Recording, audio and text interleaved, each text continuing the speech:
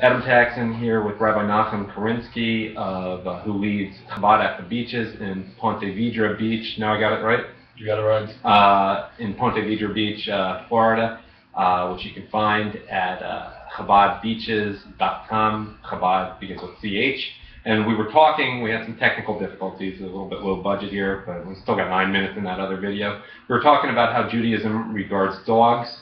And it was because we read in the Torah last week, chapter 11 of Exodus, where dogs are praised in verse 7. And we got cut off, I guess we were talking about what Dale Carnegie had to say, not really a Jewish topic, but that's where we got cut off, about how if you want to have good relations with people, you could do worse than to emulate a dog who's always so happy to see you. And I think we pretty much got to the point there. But here's the topic of this one is why it is not kosher to have sex in front of your dog or cat. This was related to a class I heard you say about a week and a half ago. And, it's a catchy title, but what do you mean by that? Okay, well, first of all, let's rewind a little bit. Let's talk about Judaism and intimacy a little bit. Yeah. And that is that Judaism has a fundamentally, we have a very unique view on sexuality, and altogether we call it intimacy. And the reason is that sexuality has an express purpose, as a purpose of the husband and wife come together, and through being intimate with each other, they're able to combine, they're able to assist with their partner, God. They're able to create a life, hopefully, and have a beautiful family. So it's an incredibly spiritually intense moment, and it's something that's intimate, it's private between the husband and wife. It's something that they share. And the Torah also tells that it serves another purpose, and that it also brings the husband and wife together. It creates marital harmony and a loving relationship and a oneness, and so sexuality is, we prefer to use the word intimacy, because it's just that, it's intimate, it's a private moment between two people, and therefore it's not something that we broadcast or share, because it's not really anyone else's business. It's just the business of the two people that are creating a loving environment together and acting in a godly way.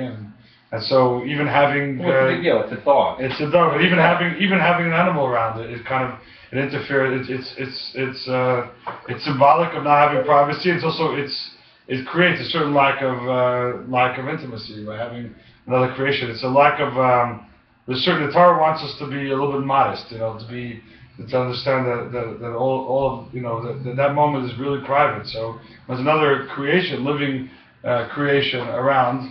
It takes away from that sense of modesty. And there's also, there's the concept of dogs not necessarily being the cleanest of animals and being, being there at the wrong time. Right. I mean, it's funny you mentioned, I think after we actually got cut off with the video, that there are different things we can learn from different animals. And right. We learn modesty from a cat, right, but definitely not from a dog, as any of us who see them doing certain things in public see. Well, we learn hard work from an ant, and we learn the Torah gives us. We learn awe from a lion. There's different animals that would teach us different types of morality. Of course, we glean all of our morality from the Torah, from the Bible, and so even morality that makes sense that we would have learned from an animal, we say, even though we would have learned hard work, let's say, from an ant, and ants carry a tremendous amount of weight. I think hundreds of times their own weight on their back, and they continuously work. And yet we still don't learn morality from them. We learn it from the Torah itself. Because no animals teach us about morality, really, other than bits and pieces. Essentially, they don't, because essentially we learn our morality from God from the Torah at Mount Sinai, because it's divine. It comes from a much higher source. It's a revelation as opposed to something that we glean from the world around us. So ultimately, all the commandments that we keep and everything that we learn, we do because it's divine, not because it's not only because it's reasonable, not only because it makes sense, but for a much deeper purpose, that it connects us to our spiritual source, to God Himself, and His goodness to the world. I want to just step off this for one topic. I listen to Mike Savage. I create a lot of YouTube videos with his work on there, but he often talks about, and this relates to dogs, how it's very sad that he sees a lot of girls in cities, not girls anymore, they're in their late 30s, in cities, who have this sad look, trying to look happy, walking around with their little dogs instead of a baby. And, it's quite a contrast from Orthodox Jews. You're several years younger than I am. You have 5 kids, and that's not even that high for a rabbi. But, what would you say about that situation? Jewish girls and non-Jewish girls who, is the dog a substitute? What do you say about that modesty? I don't know. I'm just trying to lead you. Look, I'll say, I think there's an issue when I saw a news piece a year ago or so where they had a person ran into a burning building to go save his cat and risked his own life, and then put himself in some serious harm's way for a cat. Because the Torah tells us that there's certainly different levels of life. All life is divine. Inanimate objects, plant life, animal life, human life are all divine. They all have a tzelem elokim. They all have a spark of God, a soul in them. There's still different levels of life, and we have to prioritize our life. I think sometimes when we look at all life as being equal, animal life and human life to be while we value Hitler loved animals. Hitler loved that. It's interesting that the Lubavitcher Rebbe would speak about that. During World War II, while there were 6 million Jews and 10 million people being put to death, Hitler would and you could shoot a Jew in the street without any harm coming. It wasn't even a crime. If God forbid somebody abused an animal, they'd go to prison. So the irony of misprioritizing value of life. Not to say that Judaism doesn't value animal life. It certainly does. Jacob, the story of Jacob in particular. Sure, you have numerous stories in the Bible where we're talking about you see your enemy's donkey falling under its load. You help them. And numerous stories talks where the Torah, numerous instances and laws where the Bible refers to helping and being kind, compassionate to animals. But yet, at the same time, we also have to put life in context and focus. And there's different levels of life. And certainly should put human life. The need to have children certainly should come before having a pet. And sometimes, yes, I think sometimes people are misguided and they